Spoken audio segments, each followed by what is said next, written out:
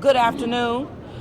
You know, as I always start thanking you all for being here and how you help us do the best we can at informing the public every step of the way.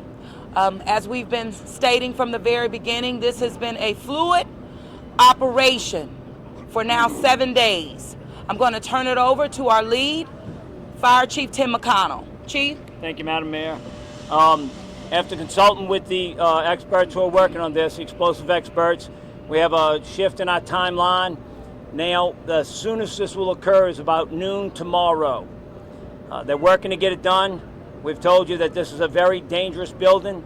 The cranes are, still in a precarious situation, and so their timeline has moved. And once again, we've always said that safety is number one.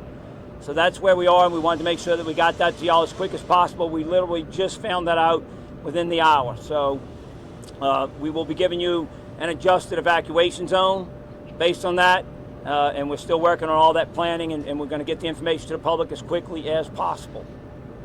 Now, as it relates to the shifts, and as you all have reported previously, particularly on crew debut this evening, initially, I did make the call to cancel that operation.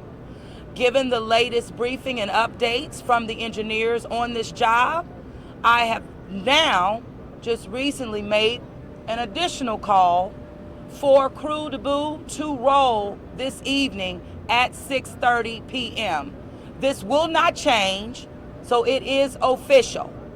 That crew debut parade will roll this evening utilizing its modified route at 6:30 p.m. So we appreciate you again, and we will now take questions. Is there any one thing that's caused this delay that you can say again? I guess the easiest way to put it is the damage to the crane. As they got up there and got close to it, you remember, that's exactly what we talked about. As they got up and got closer, they found out some things about it that have changed the way they're going to take it down, some of the methodology they're going to use, and that's going to take a little bit longer for them to accomplish. What do they see up there? What are they seeing? The crane's more damaged than they thought, and so they need to do things that are a little bit safer. How long, Chief? They're up there right now in a crane. It looks like lacing with explosives. How long will something like that take? Will they be working into tonight through the morning hours? They'll be working until late tonight to get this done so we can hit our timeline tomorrow. The Advocate and WGNO. Chief, is that crane closer to Iberville Street leaning more, or is my eye playing? It has, and it shifted some, and I apologize, I don't have the exact amount, but it shifted some and it did not come back. You've heard us say it shifts and it comes back, and that's a very dangerous thing. It's rubbing on concrete on the building.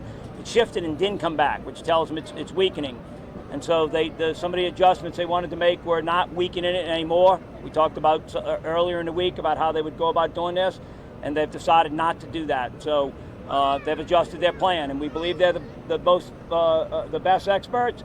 But we also have experts who are here that are helping us and working on it and double checking what they're telling us. So once again, safety is the number one concern. And when they tell us it's too dangerous to do it one way, they want to do it another way, we're going with the experts. Absolutely, and just know that I will not authorize the use of explosives during the night.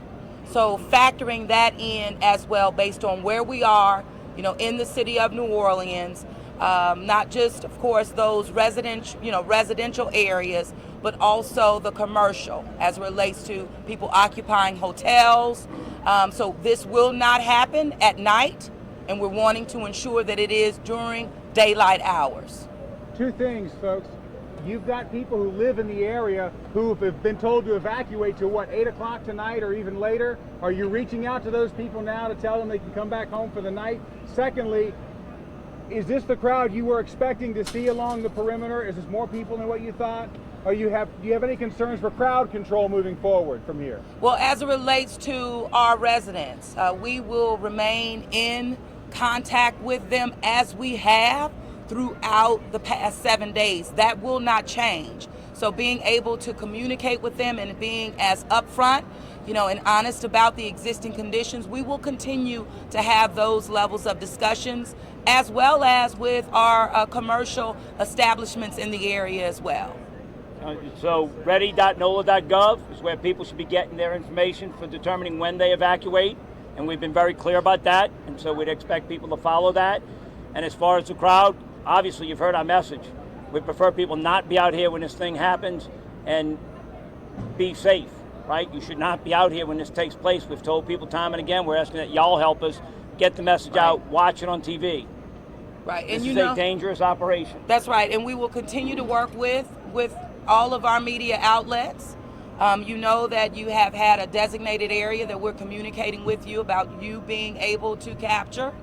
We're also making sure that we have available for you, whether it's the earplugs, safety glasses, masks, because we want you to be protected as well. So thank you again. Is there like a contingency plan? I know that you said it's supposed to melt like ice cream. Did not say that. We made a mistake when we gave that analogy. If it comes down, is there a contingency plan if it doesn't come down as expected by the contractor? Yeah, that question has been asked for several days in a row. That's the evacuation zone. The plan is to have an evacuation zone, and if it does, how do we clean it up? How do we handle it? But absolutely, that's the plan, is to make sure that we're prepared for whatever happens.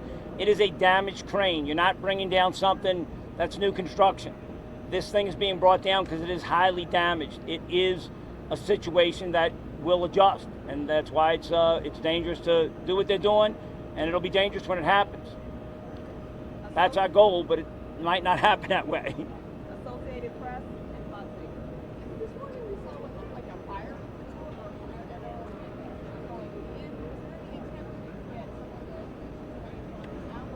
No, ma'am. I don't know where you saw that, but every single day, nobody has ever entered this building post-incident without crews from the fire department, from the urban search and rescue team, to ensure their safety. Forgive me if this has already been answered, but just to reiterate, how soon would door-to-door evacuations happen? How far out would door-to-door evacuations start happening? 4 hours. 4 hours before, when we get a definitive time. The goal is 4 hours before that. We believe we need to evacuate. But once again, that area is starting to change, and we will get that out to you as quickly as possible.